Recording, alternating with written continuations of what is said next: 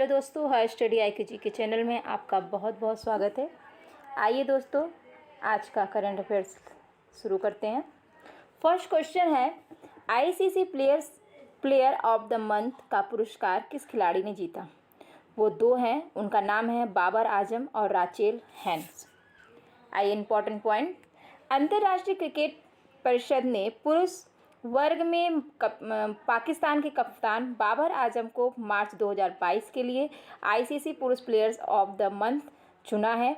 महिला वर्ग में ऑस्ट्रेलिया की राचेल हेन्स को मार्च 2022 के लिए ICC महिला प्लेयर्स ऑफ द मंथ चुना है। ICC उन पुरुष और महिला क्रिकेटरों को ICC player of the month चुनती है जिन्होंने किसी विशेष महीने में अंतर्राष्ट्रीय क्रिकेट के सभी रूपों में सर्वश्रेष्ठ प्रदर्शन किया हो। आइए नेक्स्ट इन कुछ प्लेयर्स ऑफ द मंथ का रिवीजन करते हैं और आपको बताते हैं। पिछले ICC men's player of the month 2022 फरवरी 2022 का पुरस्कार किस खिलाड़ी ने जीता? Shreyas Iyer. ICC women player of the month पुरस्कार किस खिलाड़ी ने जीता? जो है उनका नाम है Amelia Kerr. ICC men's player of the month का पुरस्कार किस खिलाड़ी ने जीता? Keegan Petersen. और वुमेन में है हीथर नाइट। ICC के बारे में बताते हैं आपको। जो विश्व में क्रिकेट मैच ICC रेगुलेट कराता है। ICC का फुल फॉर्म है इंटरनेशनल क्रिकेट काउंसिल और इसको हिंदी में बोलते हैं अंतर्राष्ट्रीय क्रिकेट परिषद। स्थापना 15 जून 1909 में और मुख्यालय है दुबई और अध्यक्ष है इनके ग्रेग बार्कले। CEO हैं जियोफ एलार्डिस। आइए नेक्स्ट क्वेश्चन की तरफ चलते हैं। किस संस्थान के वैज्ञानिकों ने स्वदेशी रूप से विकसित हेलीकॉप्टर से लॉन्च की जाने वाली anti tank guided missile Helina का सफलतापूर्वक परीक्षण किया है? तो वो है उपयोग 3 रक्षा अनुसंधान और विकास संगठन, भारतीय वायु सेना, इन तीनों ने मिलकर किया परीक्षण।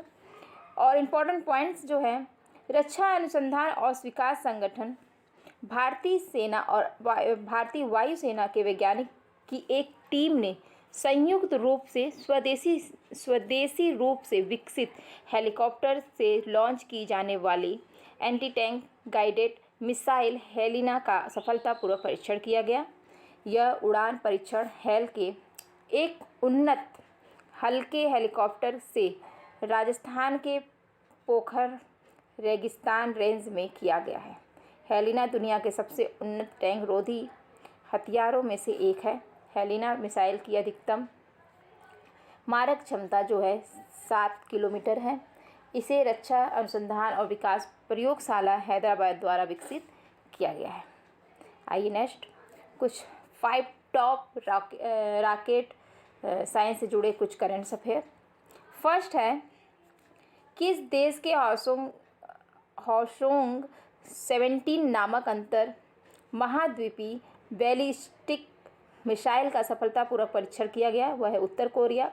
किस देश के शोधकर्ताओं ने अंतरिक्ष में उपग्रह को नष्ट करने के लिए रिलेटिविस्टिक क्लाइस्ट्रॉन एम्प्लीफायर नामक लेजर हथियार विकसित किया है? वह है चीन। थर्ड है, किस देश की इस्लामिक रिवॉल्यूशनरी गार्ड कॉर्प्स ने दूसरे सैन्य उपग्रह नूर 2 का सफल परीक्षण किया है? वो है ईरान। और नेक्स्ट पॉइंट है, खतरनाक मौसम पर नज़र रखने के लिए नवीनतम पीढ़ी का उपग्रह नेक्स्ट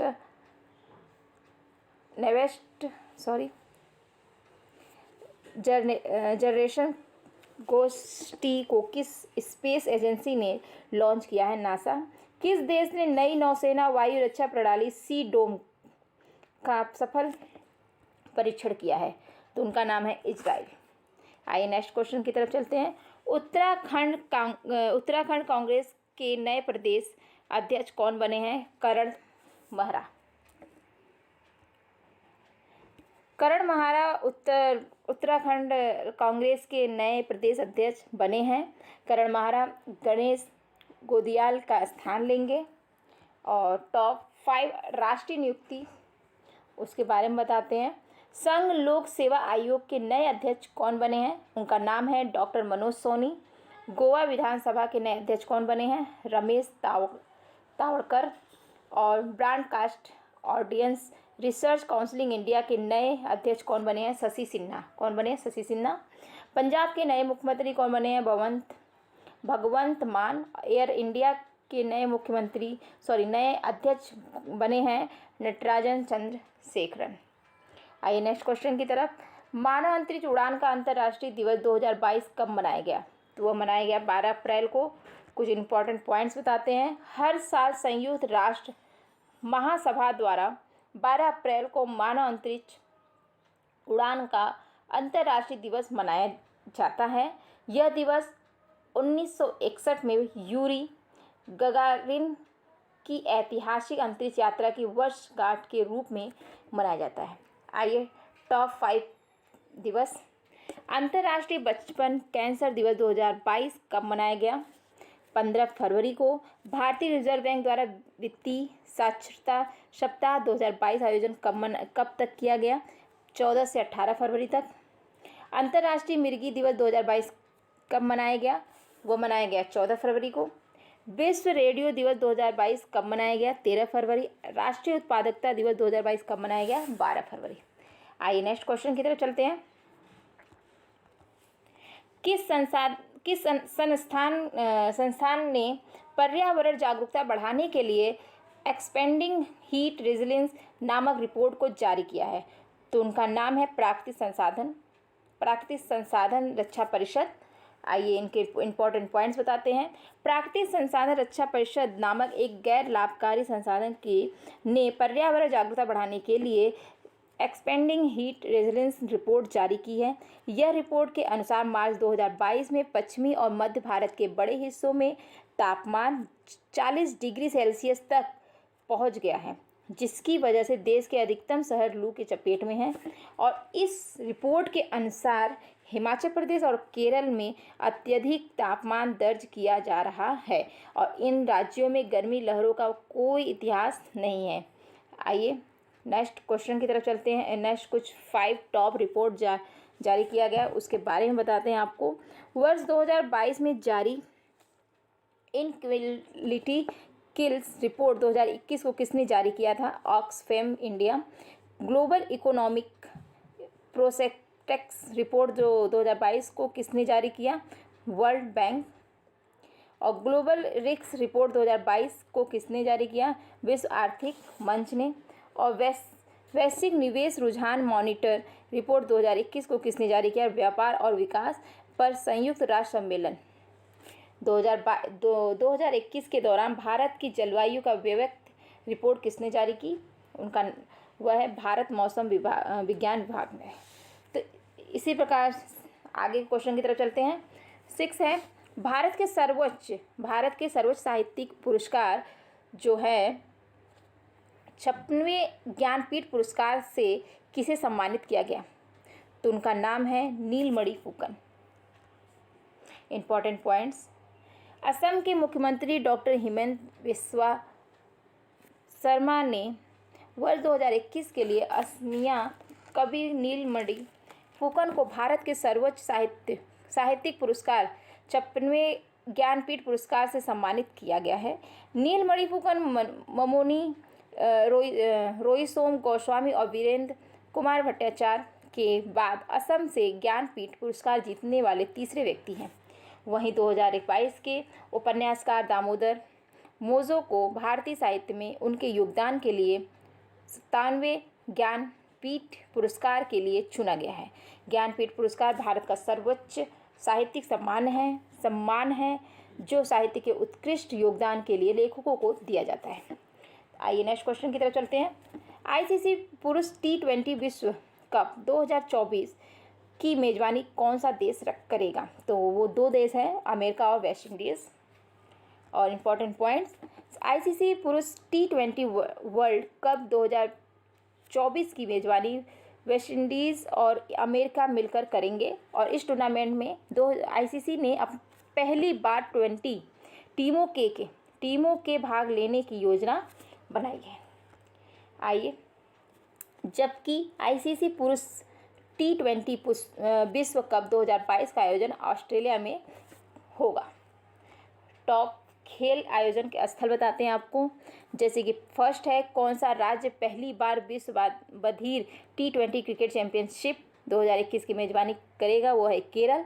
और 12वें आईसीसी महिला विश्व कप 2022 खेल का जो आयोजन है वो कहाँ होगा, न्यूजीलैंड में। अंडर 19 क्रिकेट विश्व कप 2022 का आयोजन कहाँ हुआ, तो वह है एंटीगुआ। और अंडर 19 क्रिकेट एशिया कप 2021 कहाँ आयोजित हुआ है, संयुक्त अरब अमीरात। और क्रिकेट एशिया कप 2022 जो खेल है वो कहाँ पे आयोजन होगा, तो वो है श्रीलंका। आइए नेक्स्ट क्वेश्चन की तरफ बढ़ते हैं। किस संस्थान के शोधकर्ताओं ने भारत का पहला स्वदेशी पॉलीस्ट्रिक कृत्रिम घुटना कदम को विकसित किया है, तो वह है मद्रास और भारतीय प्रौद्योगिकी संस्था। आइए आगे बढ़ते हैं, इंपॉर्टेंट पॉइंट्स बताते हैं इनके। भारतीय प्रौद्योगिकी संस्थान मद्रास के शोधकर्ताओं ने भारत का पहला स्वदेशी पॉलीस्ट्रिक कृत्रिम घुटना कदम विकसित किया है, जिसका लक्ष्य घुटने से ऊपर विकलांग लोगों को बेहतर जिंदगी देना है। कदम नामक यह मेड इन इंडिया प्रोडक्ट घुटने के ऊपर प्रोस्थेसिस के लिए पॉलीस्ट्रिक घुटना है, जिसका विकास सोसाइटी फॉर बायोमेडिकल टेक्नोलॉजी और मोबिलिटी इंडिया के सहयोग से किया गया है। नेक्स्ट क्वेश्चन की तरफ चलते हैं। विश्व होम्योपैथिक दिवस के अवसर पर होम्योपैथिक जो पीपल्स चॉइस फॉर वेलनेस वैज्ञानिक सम्मेलन का उद्घाटन किसने किया है, तो उनका नाम है सर्बानंद सोनोवाल। क्या नाम है? सर्बानंद सोनोवाल। आई इंपॉर्टेंट पॉइंट्स। केंद्रीय आयुष मंत्री और जल मार्ग मंत्री सर्बानंद सोनोवाल ने नई दिल्ली में आयोजित homeopathic people's choice for wellness जो वैज्ञानिक सम्मेलन का उद्घाटन किया है। और यह सम्मेलन होम्योपैथिक के क्षेत्र में उपलब्धियों की जो समीक्षा करने और होम्योपैथिक के विकास के लिए भविष्य की रणनीति तैयार करने का एक अवसर प्रदान करेगा। और यह सम्मेलन होम्योपैथिक के अनुसंधानकर्ता अतः विषय धाराओं के वैज्ञानिक चिकित्सक छात्र उद्योगपति सहित सब विभिन्न होम्योपैथिक संघों के प्रतिनिधि शामिल है। यह आयोजन स्थल कहाँ पर? नई दिल्ली। आइए नेक्स्ट क्वेश्चन, लास्ट क्वेश्चन की तरफ चलते हैं। पहली बार दीनानाथ मंगेशकर पुरस्कार है 2022 किसे सम्मानित किया जाएगा, तो उनका नाम है हमारे देश के प्रधानमंत्री नरेंद्र मोदी जी का। आइए इसी प्रकार हमारे सारे क्वेश्चन समाप्त होते हैं दोस्तों। हमारे चैनल को लाइक सब्सक्राइब शेयर ज़रूर करिएगा और कुछ गलतियां हो तो उसे माफ़ करिए। और थैंक यू। कल हम नेक्स्ट करंट अफेयर लेकर आपके साथ मिलेंगे। बाय।